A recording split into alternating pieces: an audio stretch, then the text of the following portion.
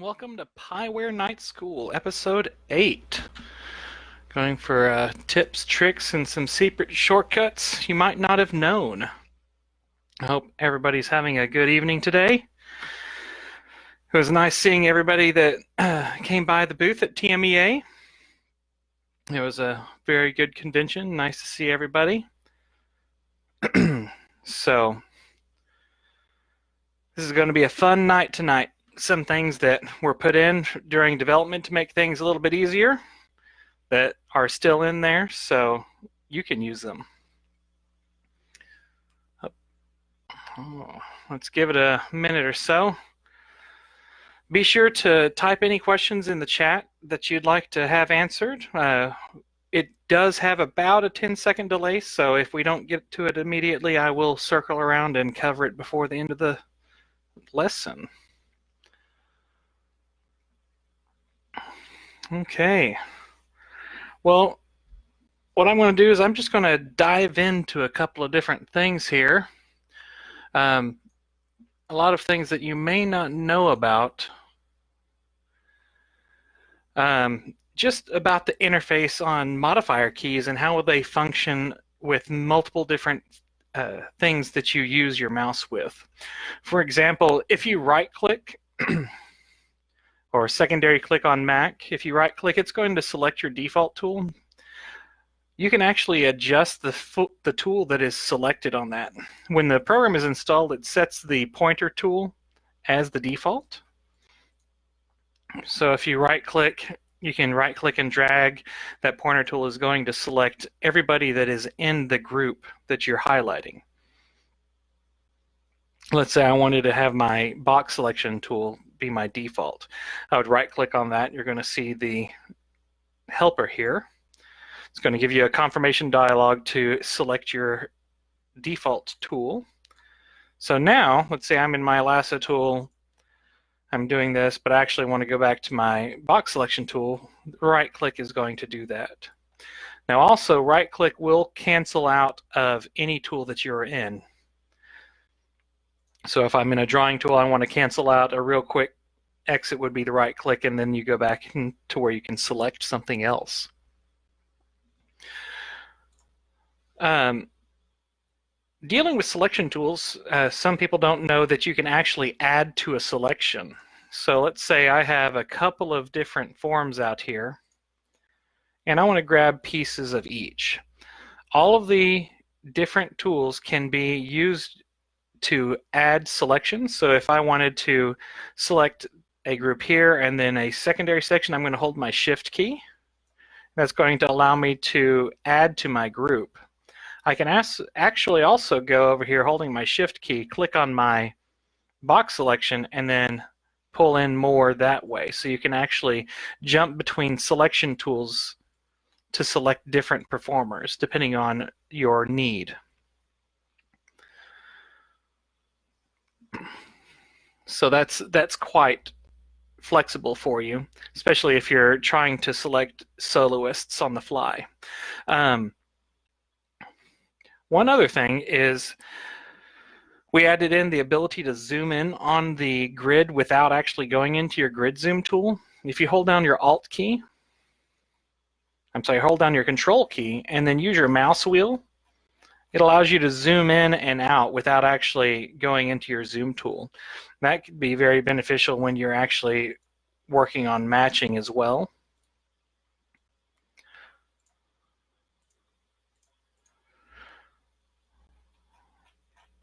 Because you can actually zoom in without closing that tool.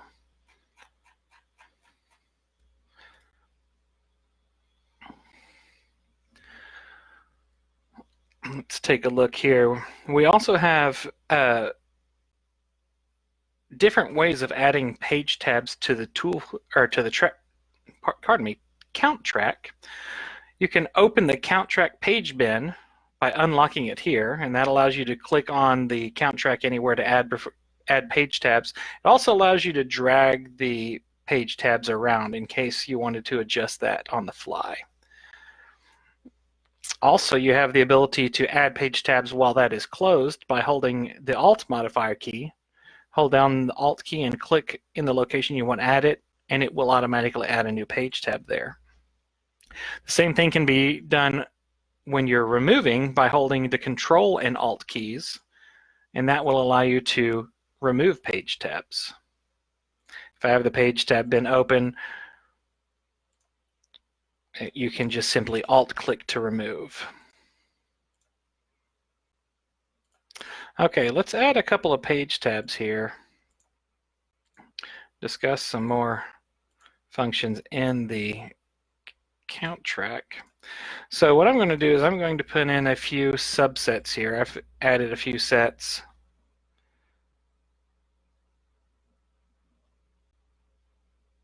Changing those to subsets. Now, using my modifier keys, I can actually add, let's say I want to select a couple of sets for my range. I'm going to hold down my Shift key, and that's going to jump my red anchor to the set that I click on. If I hold down my Alt key and click on a page tab, that's going to bring our count anchors together. So that allows us to edit a particular count if I wanted to start the drill on a particular count that is not count 0. Also, if you hold down your Control key, it's going to shoot your yellow anchor back to the previous whole set that is not a subset. So if I wanted to go ahead and select the entire range for set 2 to 3, I'm going to hold down my Control key, click on my page tab 3, and that's going to shoot this all the way back. So that gives you functionality to jump around the drill and your count track a little bit easier if you're trying to navigate multiple subsets. All right. Let's see what else we have here.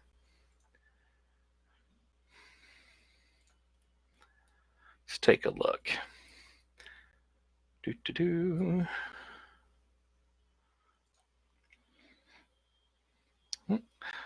I'm going to delete all of my performers here. Okay. So all tools that have a relocation handle also have the ability to be used to be moved with your arrow keys. So if you hold your Shift key and use your arrow keys, it's going to move the form around in the increment that you have selected in your console. So for my example here, I have the whole step resolution selected. So if I hold my Shift key and I use my arrows, it's going to move that around at 1-step increments.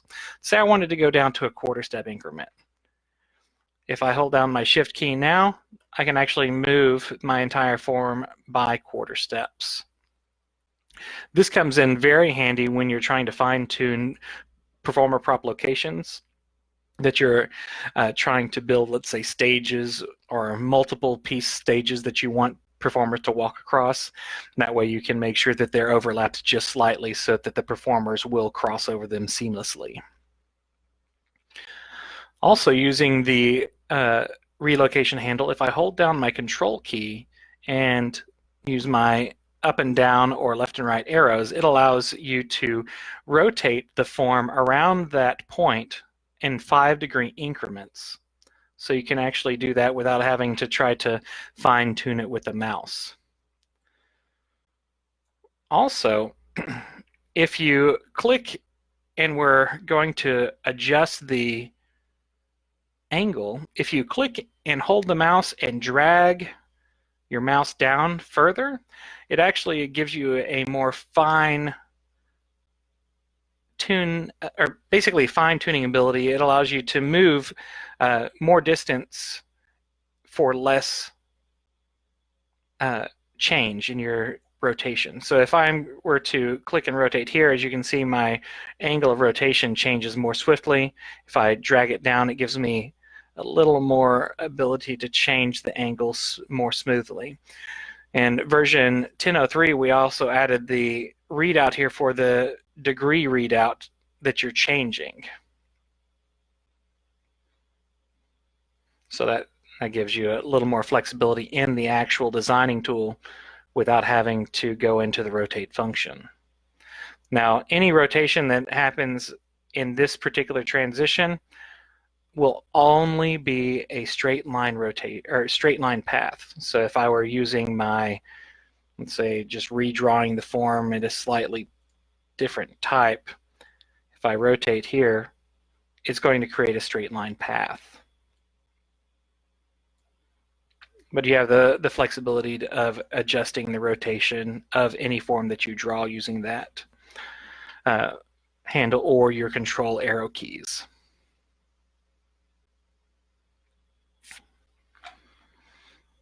All right. Let's touch a little bit more on functions inside of the drawing tools. If you hold down your Alt key, it's going to bring up and click on the symbols box. It's going to bring up an expanded symbols readout, which is actually going to show you the symbol that is going to be input and shown based on the key you press. So we're using the PyJava 2 font, which is the PyDot font. And say I put in an exclamation point, an @ sign, I'm just running across the top. As you can see here, these are the keys that I enter, and this is actually going to be the symbols that are going to be shown. So if you're not quite sure of the symbols you want to use, you're able to test that out prior to inputting them. Also, if you put in a range of symbols here, what it's going to do is it's going to apply that symbol pattern to the actual form. So if I choose to accept this, let's draw out my line. It's going to repeat this throughout that entire form. So as you can see, now I have my symbol pattern laid out across my new line. All right.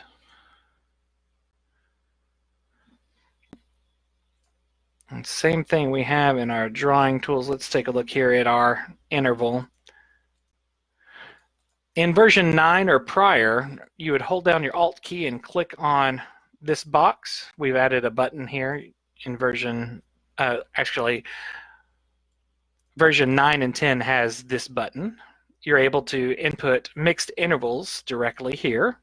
So enter the number of positions by the number of steps and continue this on. Let's say another 4 at a 2-step interval, and then say 6 at a 1-step interval. So now it's going to create the form for you at a mixed interval. Again, you have that information here for an example, so you can type that in. Easy way of getting your mixed intervals taken care of.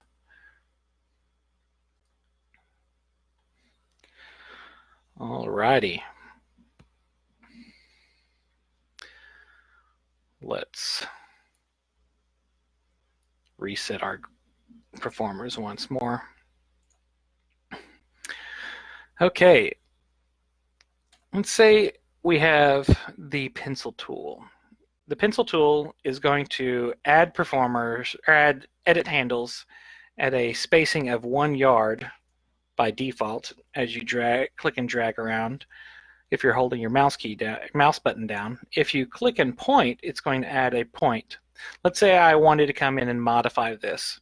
If you hold down your Shift key, it's going to allow you to add a new handle in between 2 handles.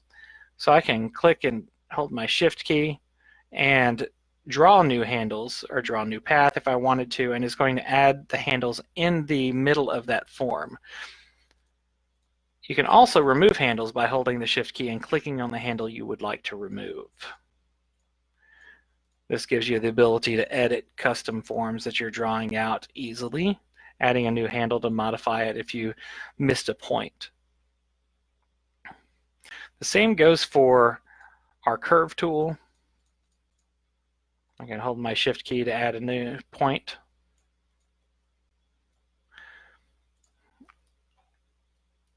Also in our Morph tool, you have that ability. In the morph tool, you have a little hidden gem here. You can remove handles by dragging a box over them. So what that actually does is it removes any handle within that drag area. So you can very quickly trim it down to a straight line and then shift click to add handles back in to modify your form. I know a lot of users do this to make straight lines very quickly in the order of the grouping. So now I've got this trimmed down to a straight line.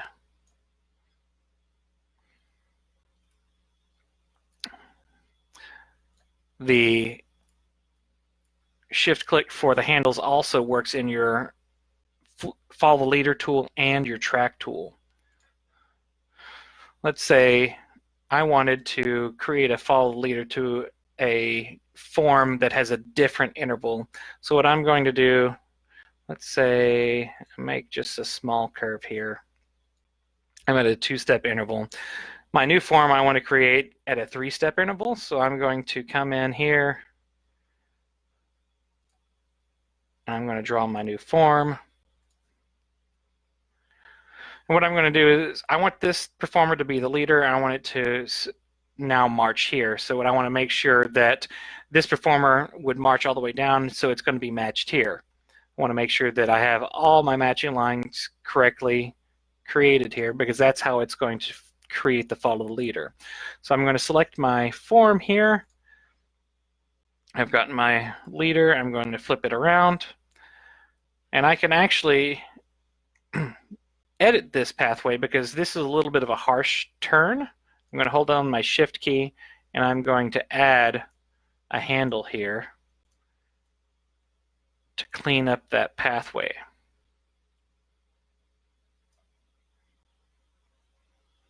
So now I've got my transition expanding.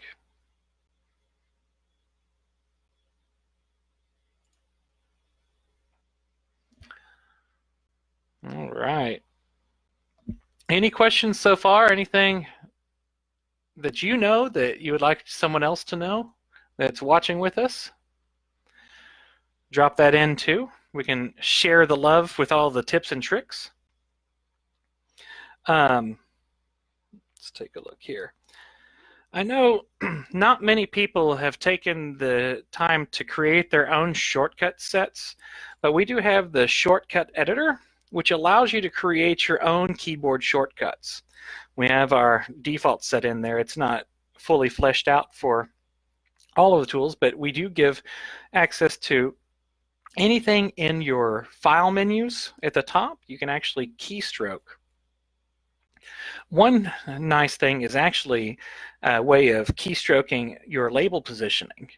So basically what we have here is you have your label positioning here or in your labeling tool.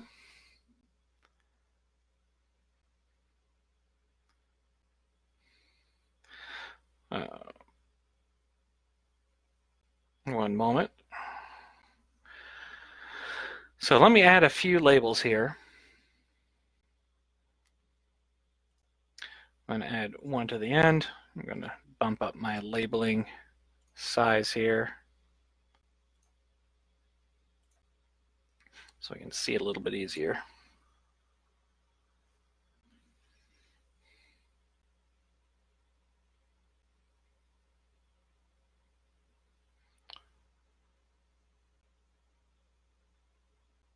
Right.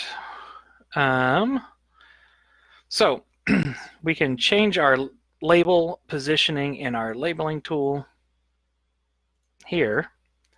You can change your label position in your labeling control panel here. But we also have label positioning available in your menu, in your display menu. This allows you to keybind any of this. So that allows you to quickly go through and adjust label positioning. What I like to do is if I have a numeric keypad, when I was messing or testing with it, I would assign the different positions to the outlying numbers. So I would assign 1, 2, 3, 4, 5, and 7, 8, 9 to the different directions on the compass. And that gives me center. The center button I set to reset label location. So that what that would do is it brings everything back in. So it allows you to quickly go through and adjust the label positioning. Let's go through creating a new shortcut set for us. So you can take any of the preset shortcuts. We're going to have default and then the older version defaults. You can create a new set here and title it. Let's say Night School. All right, so I now have my Night School shortcut set, so I can come in and adjust any of these. So let's say I have, where's my display? I knew I missed it here. Label position, here we go. So what we can do is we can come in here and choose to edit the shortcut for this. It brings up the options for what you want to have. So let's say I wanted to do control. Let's just run across the top just for an example. It's going to identify if you have a conflicting shortcut. So control 1 is already listed to a drawing tool. So we can actually go to maybe Alt 1, no. Let's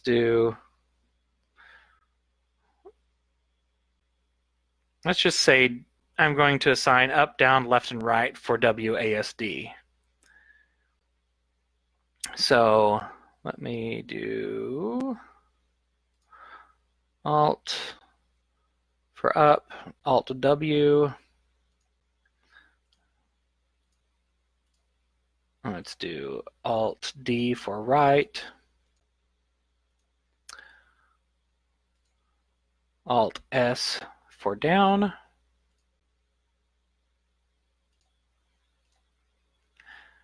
And Alt A for left. Okay, so I'm going to save that. So now I can use my new shortcut keys to adjust the labeling.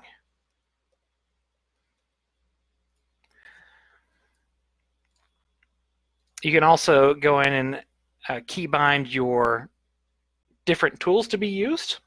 I do know that some designers and some band directors use multi-button mouses.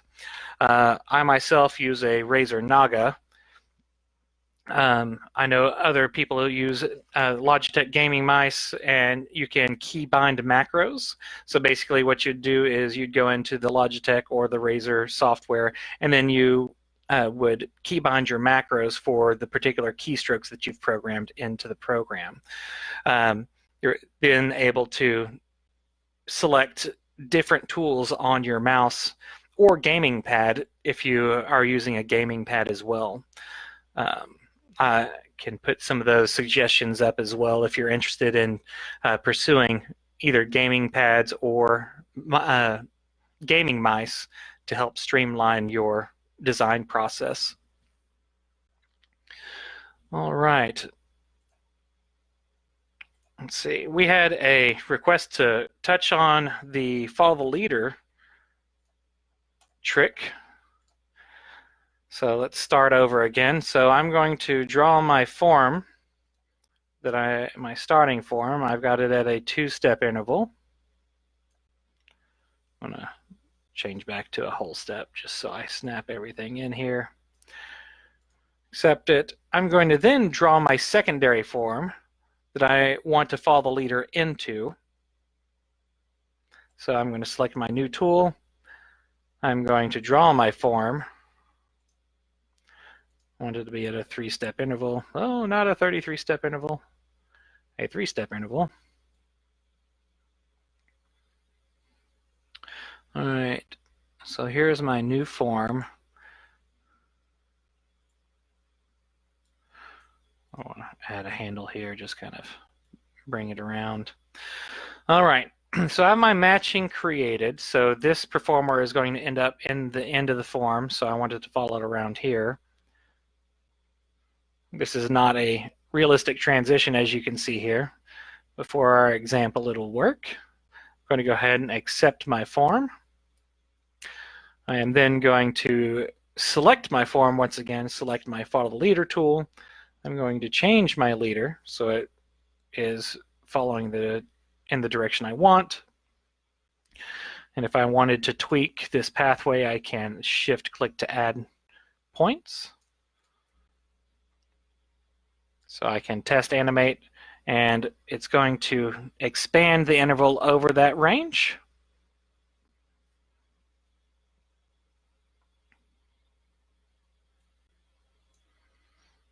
Got an unusual thing happening there. Let's flip it around. There we go. But it takes the existing interval in the form you created, and it expands it over that entire range, so evenly spaces those steps. I hope that better explains that transition for you. If you have any other questions, let us know. Let's take a look here. Okay. One new thing that we've added in version 10, I'll just touch on it since we were in the follow leader tool, is a way of hard coding the stride size. So let's say I only want performers to march an 8 to 5. What that's going to do is it's going to lock my performers here to an 8 to 5. So it literally will lock you into that range, so you're not going to expand over it. That was a very widely requested function for the follow the leader tool. That way you're working in a manageable stride size.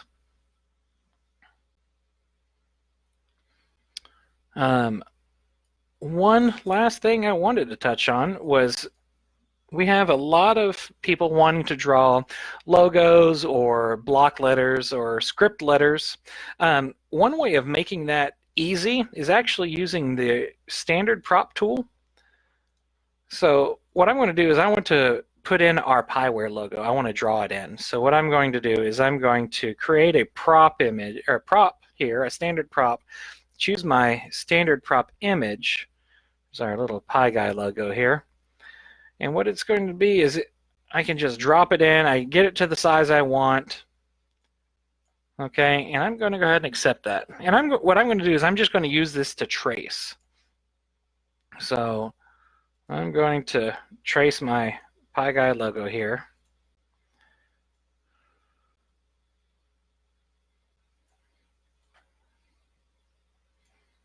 Okay, my first piece here.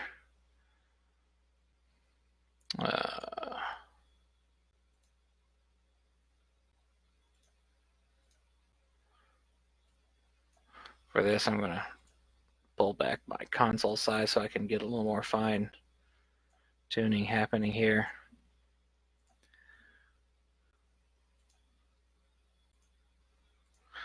Just trace out our pathways.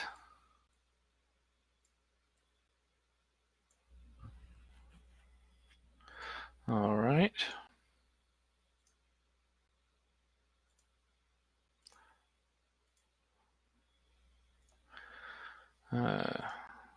Get all our pieces here.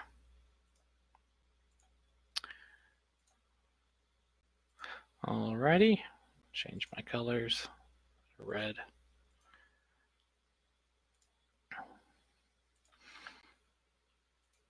And once we get done with our template here, we can actually just delete that prop, and then we'll just be left with our actual performers in the form that we want. So accept that. All right, I can toggle my prop off just to take a look if I need to tweak anything. Looks like I want to adjust this one a little bit. I'm going to select my pointer tool.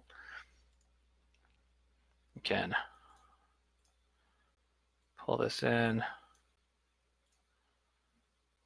Let's toggle that back on just to take a look here. Okay, accept that. Looks like I'm happy with now my Pie Guy marcher on our field. So I'm going to come into my props tool and just delete that prop. And now I can move on and design my next set. So, were there any other questions on things that you've seen tonight? Just some real quick tips and tricks.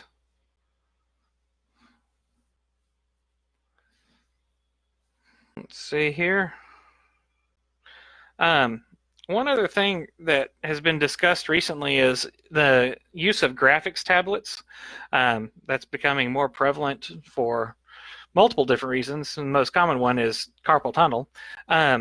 But I know some users using the Wacom tablets. Others, if you have an iPad, you can actually use that as a graphics tablet and a display. If you're using Windows, you've got access to the app Duet. I believe it's $10 to purchase, but that allows you to connect your tablet to your computer, and it serves as a secondary monitor, as well as if you have the Apple Pencil or if you're using your finger, you can actually use it as a graphics input. So you can use your pencil tool using that. I know with Catalina they introduced Sidecar, which is integrated into the operating system, so you no longer have to have a third-party product in order to do that. But it's a way of designing that if you have an iPad available, you already have a graphics tablet to kind of play with.